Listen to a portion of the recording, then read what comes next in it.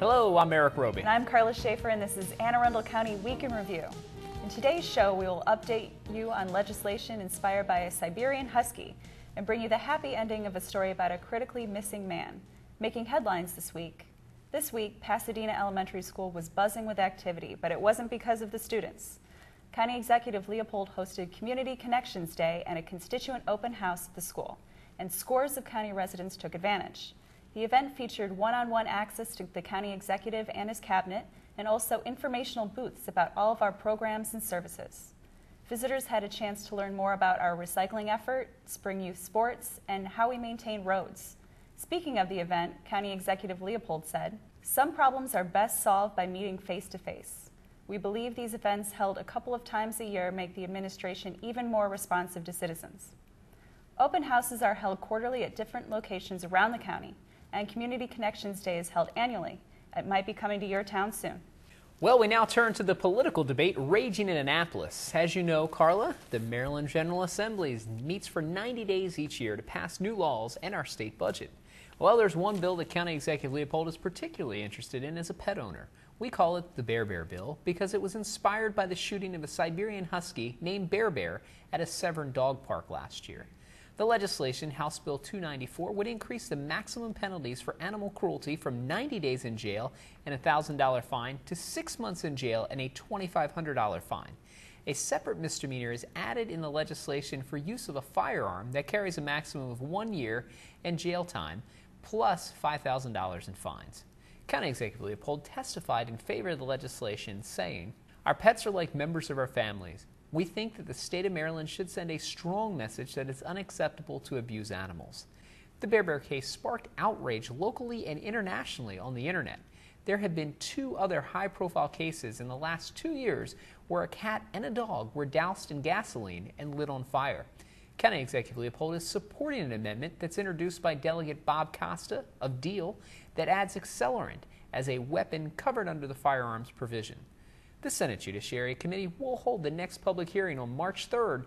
For more information on how you can testify on the bill in person or in writing, call 410-441-2363. This week, the Anne Arundel County Fire Department responded to 1,383 calls for service. This included more than 1,041 emergency medical calls and 138 fire calls.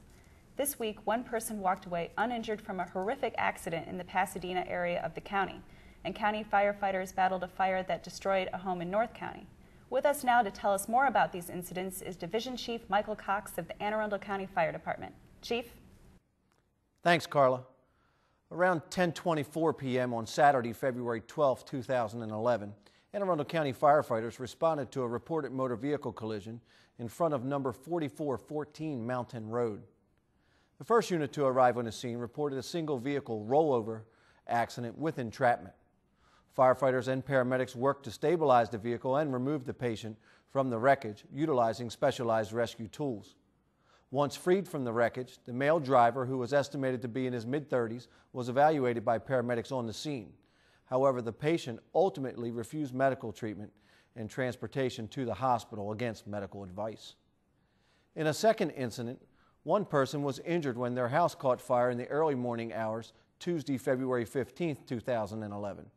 Anne Arundel County firefighters were called to the 900 block of Church Street in the Brooklyn Park area of the county shortly after 5 a.m. The first unit to arrive on the scene reported fire coming from the front of a one-story single-family dwelling. At that time, the first arriving crews initiated an interior fire attack. In all, it took more than 30 firefighters from Anne Arundel County and Baltimore City about an hour to bring the one-alarm incident under control. There were 2 occupants home at the time of the fire, and they were both able to escape prior to the fire department's arrival. However, one of the occupants, a 50-year-old male, did suffer a lacerated hand and possible inhalation injuries as a result of the incident. The occupant was treated by fire department paramedics at the scene and ultimately transported to the University of Maryland Shock Trauma Center in Baltimore via ground ambulance.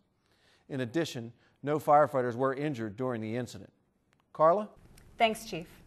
County fire officials advised that the fire, which caused an estimated $200,000 of damages, originated in the kitchen area of a home that was believed to be accidental. The home was not equipped with any functional smoke alarms, and the local chapter of the American Red Cross was assisting the residents.